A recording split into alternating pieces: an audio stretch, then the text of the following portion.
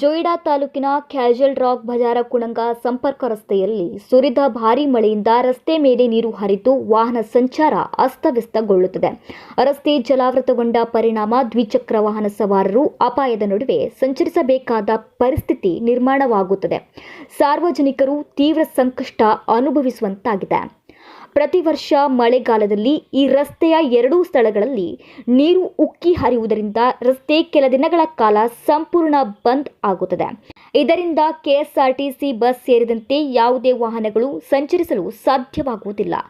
ಶಾಲಾ ಕಾಲೇಜು ವಿದ್ಯಾರ್ಥಿಗಳು, ಉದ್ಯೋಗಸ್ಥರು ಹಾಗೂ ಗ್ರಾಮಸ್ಥರು ಅಗತ್ಯ ಸೇವೆಗಳಿಗೆ ತೆರಳಲು ತೊಂದರೆ ಅನುಭವಿಸುತ್ತಿದ್ದಾರೆ.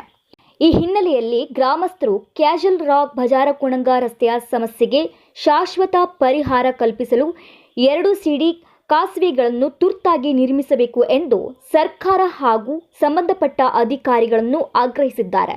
ಇನ್ನಷ್ಟು ವಿಳಂಬ ಮಾಡದೆ ಕಾಮಗಾರಿ ಕೈಗೊಂಡರೆ ಮಾತ್ರ ಮಳೆಗಾಲದಲ್ಲಿ ರಸ್ತೆ ಸಂಪರ್ಕ ಕಡಿತವಾಗುವುದನ್ನು ತಡೆಯಲು ಸಾಧ್ಯವಾಗುತ್ತೆ ಎಂದು ಅವರು ತಿಳಿಸಿದ್ದಾರೆ. ಗ್ರಾಮಸ್ಥರ ಬಹುಕಾಲದ ಬೇಡಿಕೆಯನ್ನು ಸರ್ಕಾರ ಗಂಭೀರವಾಗಿ ಪರಿಗಣಿಸಿ ಅಗತ್ಯ ಅನುದಾನ ಮಂಜೂರು ಮಾಡಿ ಶೀಘ್ರ ಕಾಮಗಾರಿ ಆರಂಭಿಸಬೇಕೆಂದು ಸಾರ್ವಜನಿಕರು ಒತ್ತಾಯಿಸಿದ್ದಾರೆ.